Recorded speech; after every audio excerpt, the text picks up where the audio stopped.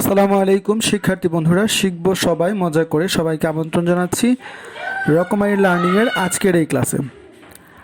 আজকে এই ক্লাসে আমরা English for today for class 7-এর ইউনিট 6-এর লেসন 2 বাংলা অর্থ সহকারে পড়ব।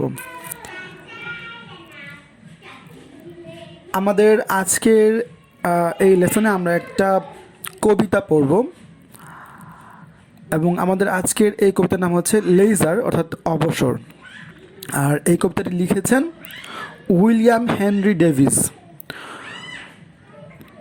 আমরা দেখতে পাচ্ছি এখানে লেখা আছে read aloud and recite the poem.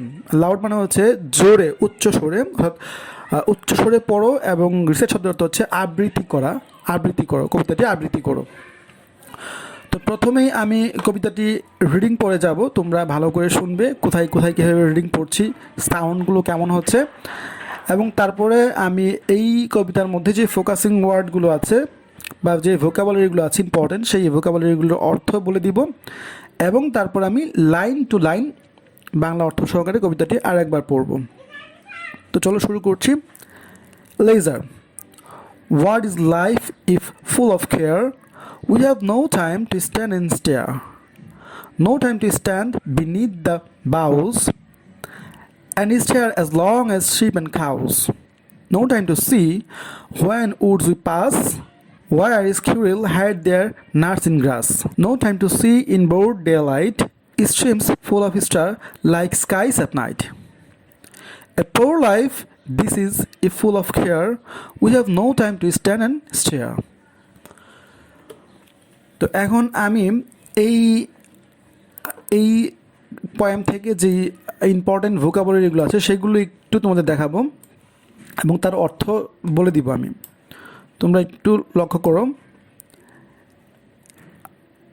Care. Care শব্দের অর্থ হচ্ছে, বেসিক অর্থ বা মূল অর্থ হচ্ছে যত্ন নেওয়া।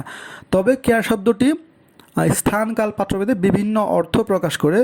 যেমন এইখানে কেয়ার শব্দটির অর্থ হচ্ছে দায়িত্ববোধ বা দায়িত্ব, কাজ, এরকম অর্থ প্রকাশ করছে।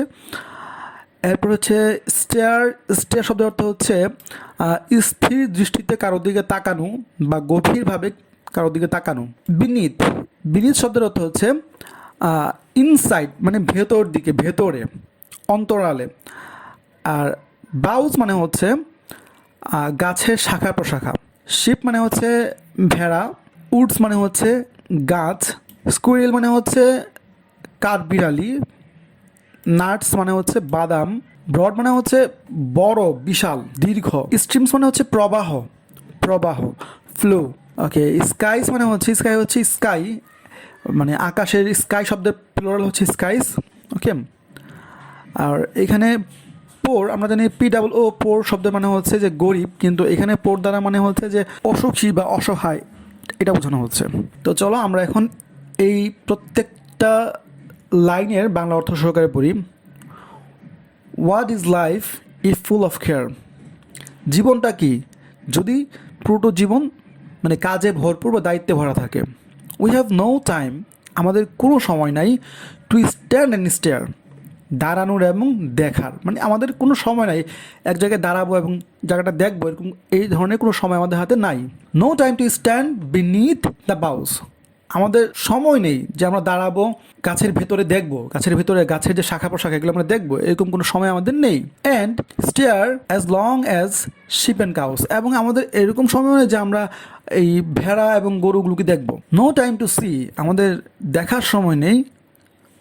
হোয়েন উডস উই পাস, যখন আমরা গাছের পাশ দিয়ে যাই বা গাছগুলোকে, গাছের পাশ দিয়ে হেঁটে হেঁটে গাছগুলোকে পেছনে ফেলে যাই। Where squirrels hide their nuts in grass, যেখানে স্কুইরেল শব্দটা হচ্ছে, আমি আগে বলেছি কাঠবিড়ালি, যেখানে কাঠবিড়ালিরা তাদের বাদামগুলোকে ঘাসের নিচে লুকাচ্ছে বা ঘাসের মধ্যে লুকায়। No time to see daylight, মানে আমাদের দিনের দীর্ঘ যে আলো আছে সেই আলো দেখার সময় নেই।